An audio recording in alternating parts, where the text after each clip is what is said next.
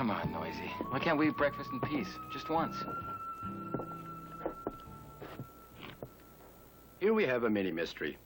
3 mysteries, if you like. 1, how does Rover know that breakfast is cooking? 2, why should you care about it? And 3rd, perhaps, who am I? One thing at a time. Rover has a nose for wasted energy. Now today, for the first time this fall, the furnace is on and all the windows are closed. But there's enough warm air leaking out of this house that he can smell the bacon cooking. And that's what brought him home. 2nd, why should you care? Good question. The answer is there's a pressing need for all of us to use energy efficiently. And letting warm air leak out of the house is a waste.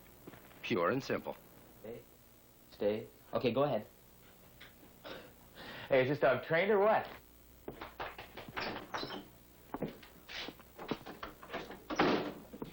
I'd like you to meet the Sturgess family.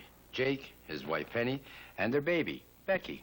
Becky, don't throw your spoon around, sweetheart.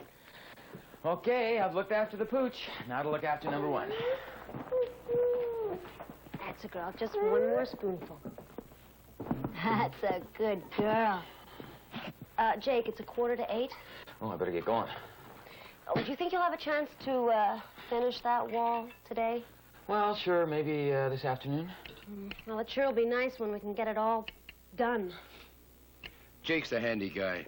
He farms part-time, and he's a pretty fair cabinet maker. Good with wood, good with the land. But he's never learned much about saving energy. However, today's the day he starts.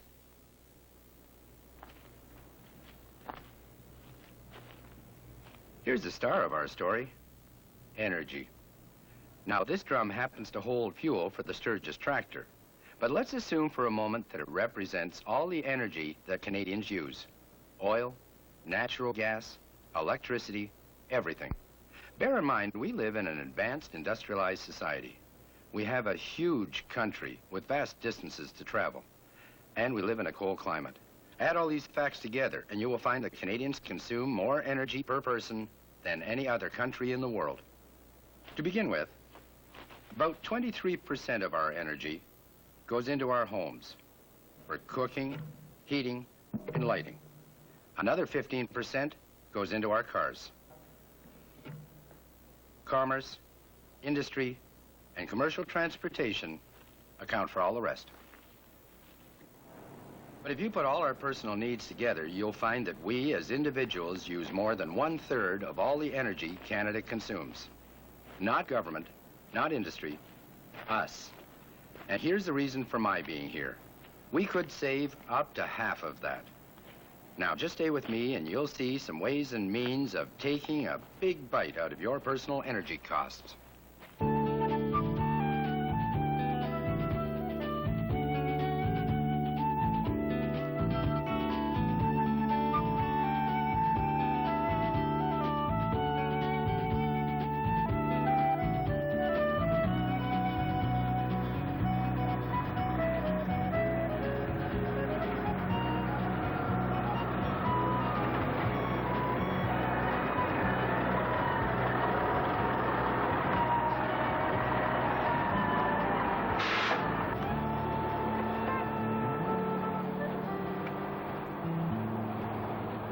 We're going to meet the Carriers. Yvon, engineer, perfectionist. His wife, Simone, and their 2 children, Jacqueline and Roger.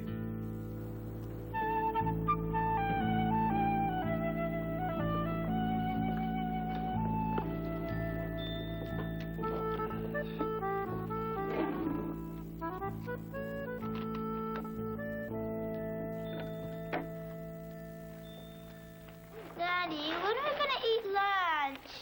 Roger, I'm in the middle of something here. Mommy said we can have pizza. Jacqueline, please. What's all this? Oh, toys. Yeah. Not in the living room, children. Put them back into the boxes and take them up to your room.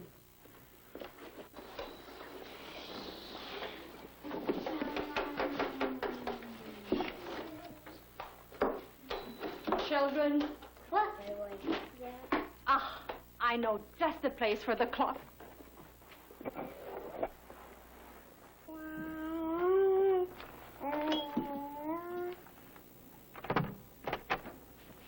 Hi, honey. Mailbox was stuffed today. What have we done to deserve all this? Beats me. All this stuff's about saving energy. Oh, and not a moment too soon. Sorry.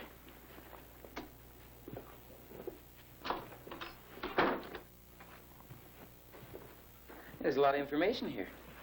Federal and provincial governments, utilities, energy companies, all kinds of people put out good, solid information for anyone who wants to ask for it. And it's all free. Free, but valuable. As the cost of energy goes up and up, there's more and more reason to use it carefully. Reducing consumption of oil and natural gas makes Canada's supply go a little further, lessens the need to import foreign crude. Conservation is just common sense. Most of this stuff's pretty straightforward. Mm-hmm.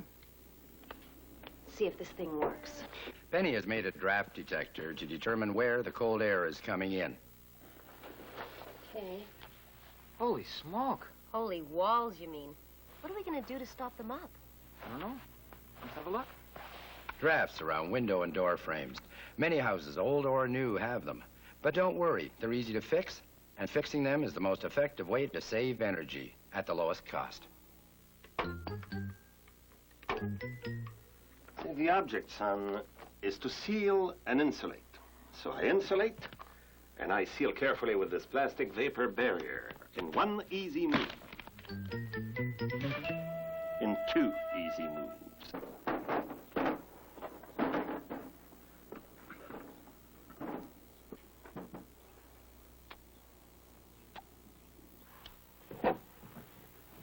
See that, Pickle?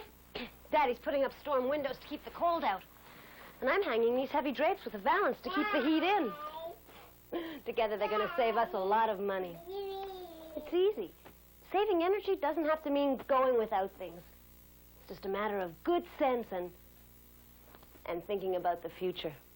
Then we'll have lots of energy left over for you. Yeah.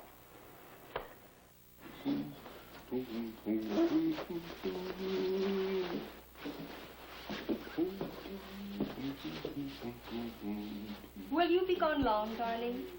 No, just moments, my love. Do work.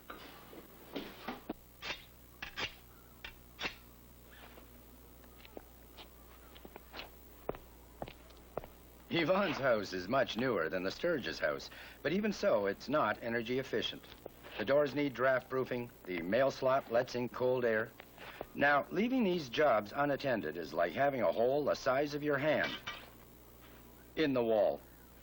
These jobs are easy to do, and they repay the time and money over and over every season. How can you tell if your home is weatherproof? Well, the best evidence is your heating bill. Of course, it will vary depending upon where you live in Canada.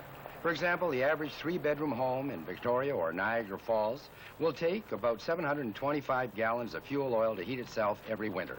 That's the same as about 122,000 cubic feet of natural gas. In a cold spot like Winnipeg or Edmonton, it will take about 900 gallons of oil or 151,000 cubic feet of gas.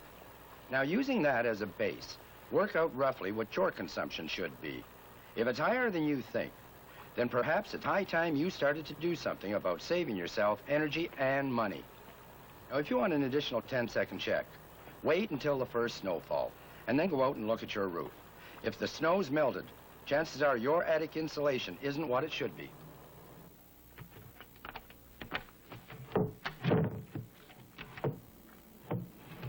In your house, heat rises. Now, if you don't have a good thick blanket of insulation in your attic, that heat will rise and go right through your roof. All your expensive heat is for the birds, in fact. There are different kinds of insulation. There's loose fill, there's foam board, and there's glass fiber. Now, they all have their own special uses and advantages, and they all have their own insulating value. This is called the R factor, or in metric, the RSI factor. Now, the R or RSI factor is a measurement of how well they contain heat. The higher the rating, the better they'll work. For example, this fiberglass is rated at 3.52 for a 13-centimeter thickness. That's terrible. We need a 581, and the only thing we've got here is a 211. Worse than that. Worse. Well, you got no vapor barrier here. Without a proper vapor barrier, your insulation can saturate with condensation and soon become useless. A vapor barrier has to be applied to the warm side of the insulation. That's the house side. For another thing, your attic should be ventilated. A ventilator like this can help prevent condensation from building up. This allows your house to breathe out all the hot air that gathers during the summer. That could mean that you could sleep upstairs during one of those hot nights rather than being forced into the basement. You might even save yourself the cost of an air conditioner. Here's a place where a lot of warm air can get away from you. The top of the basement wall. In a lot of houses, there's only a board between you and the great outdoors. Ideally, of course, you should have insulation all through the exterior walls, but often that's just not practical.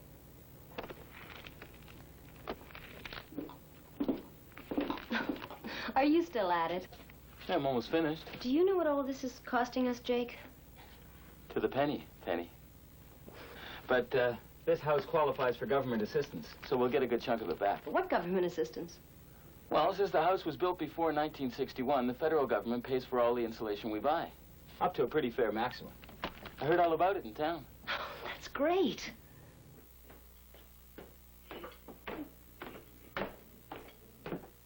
The combustion consumes gas and oxygen in precisely metered combination. That way one obtains the maximum effectiveness from the furnace. Every BTU of energy that the gas provides. Excuse me. I make treats. Would you like one? Thank you, Rosanna. Father? Not now, darling. I'm busy. The flame should be comme ça. Come on. I know. Neat blue pyramids with just the occasional flash of yellow in them. As I thought. Perfection. If you say so, monsieur. 30% of the oil Canada uses goes for heating. If we all took the trouble to keep our furnaces operating at peak efficiency, we could reduce that by quite a lot. Well, a dirty air filter stops the cold air returning to the furnace. That means an energy. That dog, does he bite? Sit. Honey? Not her, she's trained. Say, can you tell me what causes this soot to build up here? Ignition electrodes, probably not set right. Or else you've got a poor oil-air mixture. Either way, you're not using your oil efficiently. I'll check it. Anything else I can do with this beast? Sell him. Oh, you mean the furnace? Yes. Well, you could get a new burner. Oh, you mean a retrofit? Retrofit, yeah, I read about that. Yeah, that's right. With some furnaces, you can do it with a kit, but not this one. Still, there's a way. A new flame retention head burner. For a few $100s, you can save up to 20% a season. Pays for itself in a few years. There, look at that flame now. Symmetrical, just the way it should be. Uh-oh, what's he gonna do now? Are you sure he doesn't bite? Jake's nervous serviceman was talking about something of growing importance to Canadians who heat with oil. Changing the burner in your furnace for a more efficient one, either through a kit that can be installed in your furnace or by completely replacing the burner, the method used in most cases. Either way, it's worth considering. In the meantime, don't forget the air filters, adjust the flames, and so on. Now, these things may seem trivial, but if we all did them, if we all set our thermostats at 20 degrees Celsius during the day and then lower them at night to, say, 18, each and every one of us could save 10% of the heating oil and gas that we presently use, and Canada would save the equivalent of 20 super tankers of oil every year. And that gives you a pretty good feeling at the end of the day. Thank you, darling. A fine day's work. I have saved us incredible amounts of energy. Well, with the training of an engineer, anything is possible. Saving energy. So you think only a man can? What a quaint idea, my dear. Let me demonstrate to you who does most of the saving around here. I always use the right size element. Elementary. And always put the lid upon the pot. Why not? When I cook a roast, I also cook a pie. My, And I turn the heat on just before they're done. what fun. I only boil the water that I need. Indeed. And turn the tap off very tight. Right. My wash comes clean without the hot. Why not? And I rinse entirely in the cold. How bold. I turn the thermostat to number 20. That's plenty. And turn off lights left on in any empty room. By whom? Also the TV and the stereo. Well, All those are ways I save us energy. I see. And there is one more thing I always do. To save our energy and power. No matter how I love my luxury, I never take a tub, I always shower.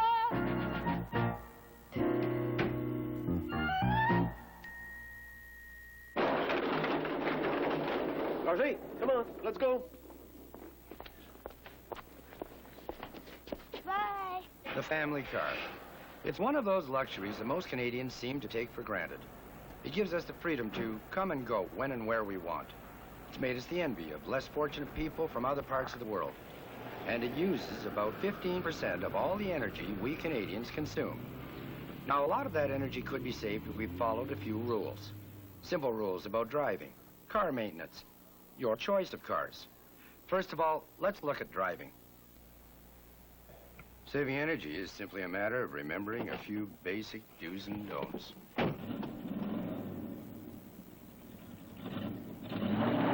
Don't pull away at speed. It's wasteful.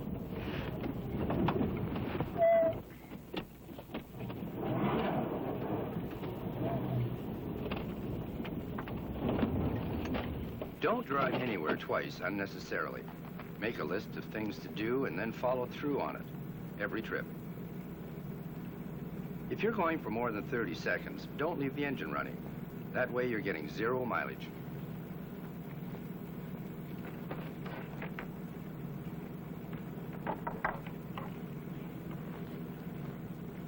Don't let excess weight build up like this in your trunk. It just costs you energy.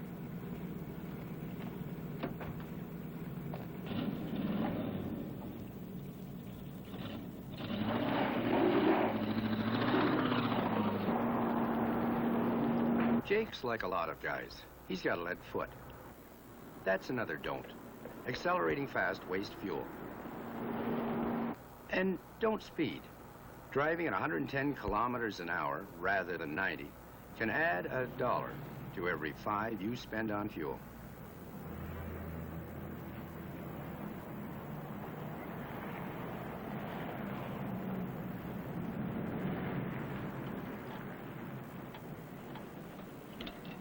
Don't overfill your tank. Otherwise, that's what's going to happen. Now, those are some of the don'ts of fuel economy. What about some of the do's? The most important thing is what Jake's doing. Keep your tires inflated properly. Underinflated tires have to be dragged along, wasting fuel. If you just remember that one thing, you'll save yourself a lot of gasoline. What else is important? Getting your car serviced properly. A well-maintained car is vital to your savings program. Perhaps you could explain? Oh, certainly, sir. You know you've had a major tune-up. First, we changed your spark plugs. Now that will save you a lot of fuel. Next, to save you even more fuel, what we did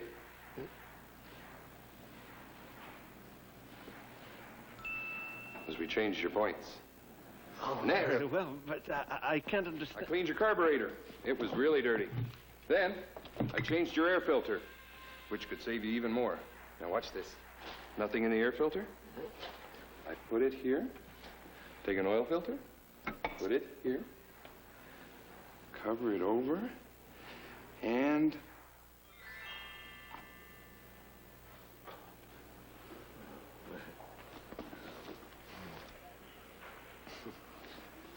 here you go. Now, those radial tires of yours, they were a sound investment. They roll easier, they're more efficient, and they should save you about 5 cents on every dollar. As long as you keep them properly inflated.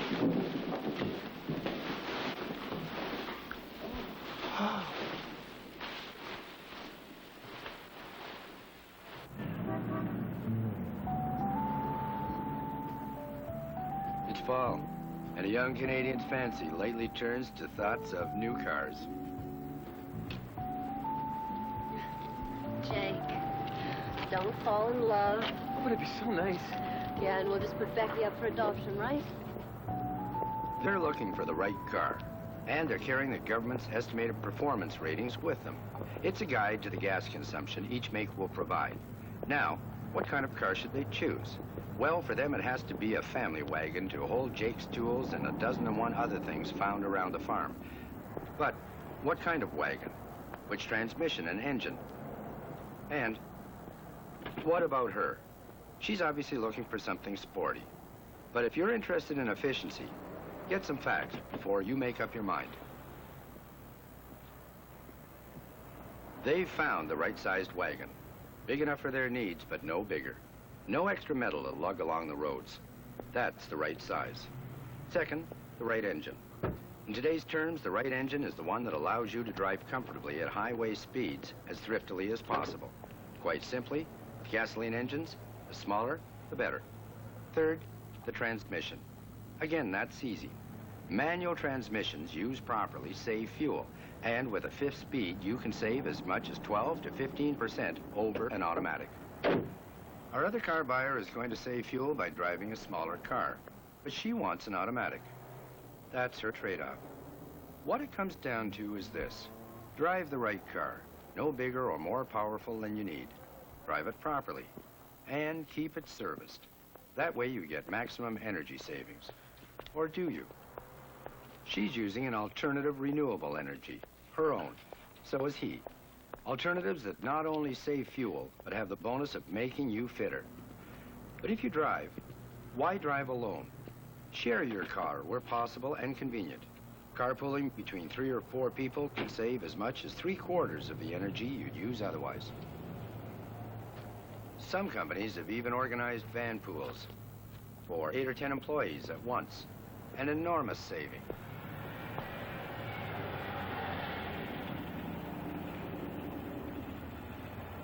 And don't forget about public transportation.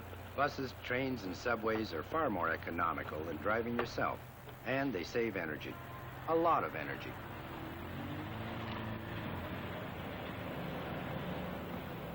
But for a lot of people, driving their own car is the only way. People like Penny and Jake are perfect examples. But they've learned a lot about energy saving today.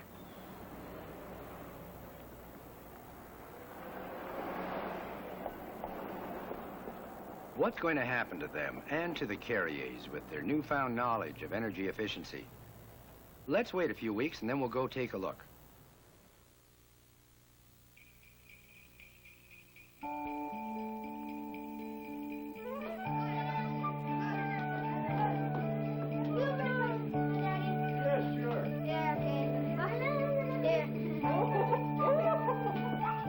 Hey, now, don't rush. Wait until we're all there. Wow, Christmas presents. Yeah. Here's my nose. Yeah, Not yet, kid. First, let's drink a little wine. Hey? Wine for the children? Yep. Oh, come on. It's Christmas, Simone. For you, too. Come on, Simone. Surprised? Maybe you expected to see a big difference, and there isn't one, other than the invisible difference, the amount of money they're saving. They haven't made any dramatic changes to their lifestyle because conservation isn't a question of going without. It's a question of common sense and a little regard for other people. Those are qualities Canadians have always shown. And now, how How about our other family? To us all. Come on, don't you want that? Don't you want that? Daddy's gonna bring us something wonderful. I know it. Becky, look what Daddy has for us.